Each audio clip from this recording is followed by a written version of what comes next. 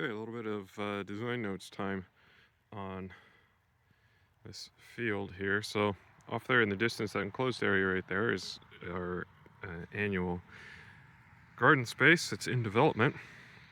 This stuff right here, uh, this is drainage that we've dug out over the course of last spring.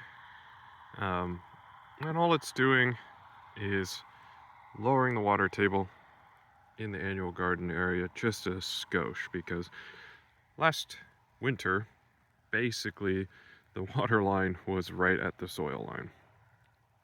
So we're just trying to keep it down a little bit. But you can see there's a lot of these areas that are brown as you work your way up there, and those are depressions in the field that's downstream from that area.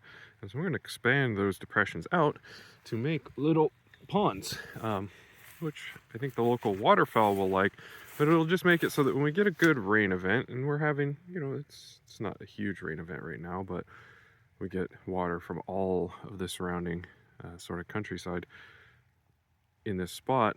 But when we do get a good surge in water, just having spaces that can absorb a little bit more so that up there is a little bit less inclined to get flooded, and then we can use that soil to build up the raised beds in the actual annual gardening space. And so you can see just little clumps here. I've been cruising along and just unblocking this little channel. There are actually two channels, they meet right here. So there's one that goes up the right side of that enclosed area and one that goes up the left side of it. And so we just sort of followed the low line in what was going on in the field, so you can see the edges of this. And so because of that, we've ended up with sort of water flowing through a lot of places that are already naturally depressed. And so we can use that to just expand so that this area can just soak a little bit more, and the landscape upstream will just be a little bit less likely to get flooded, which means that the soil conditions will stay aerobic for longer, and hopefully that'll be pretty nice. There's another clump. So I'm just walking along here. You can see my buckets up there. Just checking on this, making sure everything's flowing well. And you can see places where it's a little bit obstructed like this, where I haven't really messed with it, because all of this area here I'm going to be scooping out and just turning it into a nice little marsh for the waterfowl, planting up willows all over the place. They all got run over by the tractor guy this year, but next year there will be no tractor guy. There's one nice willow that's in that brown clump right there. There were 15 or 20 that were planted before they got run over by the tractor, but all of this sort of area will expand out. We'll make a nice little marshy marsh spot for the ducks and the geese to enjoy and to absorb a bit more of the water. Up here, working on, this is going to be a hugelkultur mound in the long run. I'm still pulling all the logs and whatnot out of the back acreage of the property, so just incrementally building this up as well. But right now, just focusing on getting those raised beds extended all the way across this growing space, hopefully to start next season with 10 or 12 of those instead of 0, which we started with this season. This spring we had no raised beds in this area, and we still got quite a lot of tomatoes out of that just by digging this drainage right here initially all the way along the field. We had these just little clods of earth and got folks to just pick them up, walk them over here, stack them up, put a little compost on top. Turns out it works great. But this is where a lot of this is sort of heading, right? We're just opening this up, and I want to have more of a ragged edge following that sort of thing instead of these straight lines. But just, making it so that if there are a bunch of pools downstream, these, they soak in after a few days without rain. But when the rains kick off, this area here just keeps flowing, so that this area right here isn't a bog, which it's not, which is nice because a lot of it was circa last year. So you can see we've got the first two rows here grew a whole bunch of tomatoes for us. We had some physalis in this third row that didn't really fruit all that much. The third row came online very late in the season, basically into the summer. And then now we've got a fourth row here, which is partially composted. It's still missing some in the middle. We're just waiting on the next compost pile to come out of the greenhouse. And then this fifth row right here, which I'm building right now. You can see some of these darker, less tidally placed clumps are just ones that I've thrown on there in the last half hour or so. So just a little wandering field notes. A little bit of a follow-up on the water projects ongoing out here. So we've got these little trees that we rescued from a friend's septic field. They mulched the septic field with conifer mulch, and a bunch of conifers just said, "Hey, this looks like a forest floor to us," which is not great because you don't want conifers growing their roots down into your septic system. So they wanted to save these little trees.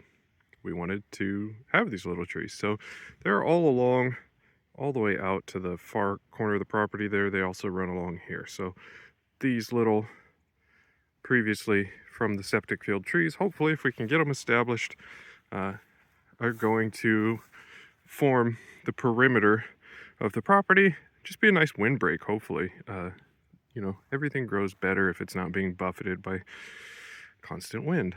But they were planted at a time when there wasn't really a lot of moisture on the property, and then promptly a lot of moisture came to the property. And so we have the aforementioned channels coming down through here. There are two as you go further out in that field, but they join just up there. And so that comes here, and you can see flows off of the property here. I had to really sort of widen and deepen this because now it's taking water from all over the place, because these fine folks got flooded over here because there's more flow right here. And I mean, realistically, I should have expected that would happen. Anywhere you see this kind of snaking brown, that usually means that there's going to be some water flow when it's wet. That's a low point in the terrain. It's a different type of grass that can stand to grow in those conditions, but I don't get out here too often, so I didn't read that. So I've had to put a channel in that just intercepts that flow, and it's taking it right down there. You can see the little ripples as we're flowing along here, and it's taking it in here. And so I've had to widen this channel out a little bit because now it has three flows going into it. So it has, this is a combined flow from two areas that go all the way out to that, on the other side of that fence right there. There's a road, and it has two culverts going under it, and both of those culverts flows are currently coming right on down here and out that. So that's going well, and it's keeping these folks relatively dry. Only a little bit of water sort of pooling in this area, which is nice because this was just a bog a couple days ago. And so we still have, you know, just a little bit right here. This section right here is what I just dug out today. I got sort of most of that when it was very wet out here, in the hopes that that would be sufficient because my boots were soaked through at that point and my feet were cold. And it, for the most part, was like, this was the main concern, but this water here didn't actually get all the way up there, whereas it was, all of this was flooded when this was initially dug. And then if we go up the way a little bit, let me grab my shovel here for advanced gesticulating with the shovel. Similar sort of situation here, where this whole area. We came out here to put all of the little cages over this so it doesn't just become a deer buffet. The volunteers have been just really kicking butt, knocking out these little cages, and then they came back up and said, hey, we've got a problem. There's actually a ton of water out there, and so this whole area, all of these trees in the first row were in water, and you can actually see it right here. We got a little waterfall situation where it's dripping over the edge from that field, and in some places it's actually not even a surface flow, but it will just seep, and you'll find little tiny springs and whatnot where the water is just seeping out of the wall. Let me see if I can find a good example of that along here. Doesn't look like this one's going to provide right now. We didn't get too much water last night, so this is mostly just flow through the soil profile. But yeah, so this drainage here, 2 drainage additions over the last few days of really wet weather, and they're both doing their job. This material here is probably all destined to go into the enclosed annual gardening space to make the foundation of some new raised beds. So folks, we're gonna have to cart all of this stuff over there, which I'm sure nobody's especially excited about. But you know, we try to reframe it. Try to say, oh look at the wonderful workout that I'm going to be getting. Oh yes, I will be oh so very fit. For the farmer's carry, you know, it's an iconic strength training exercise. Everybody loves that. We got a little rapids going on here.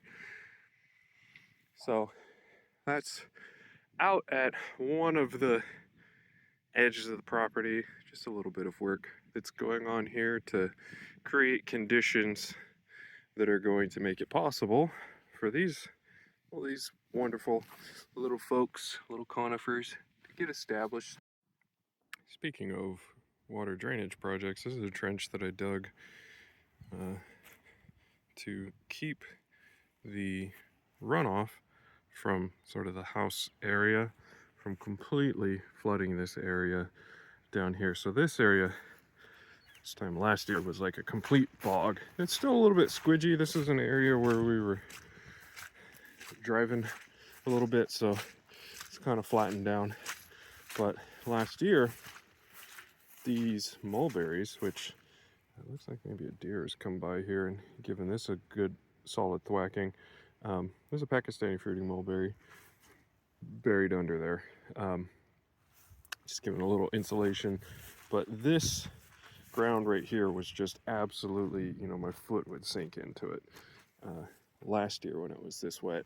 And so the root zone of this tree was really flooded, and it struggled very hard at the beginning of its growth cycle last year.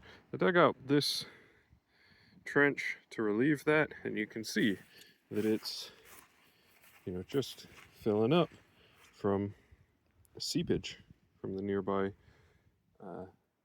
landscape.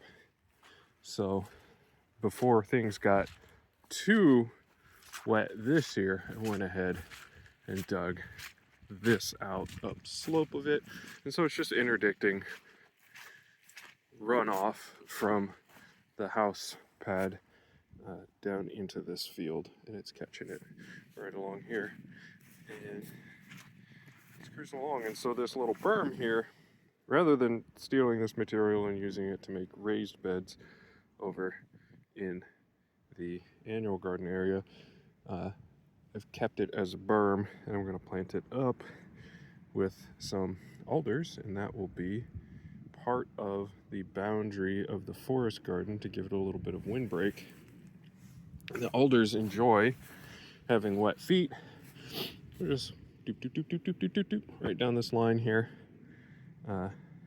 Might widen this out just a little bit, make it less of a trip hazard, more of a just like a gentle down slope because it's pretty sharply cut in right now. But just slowly but surely getting sort of the water flow features of this landscape to be a little bit more conducive to growing fruit trees.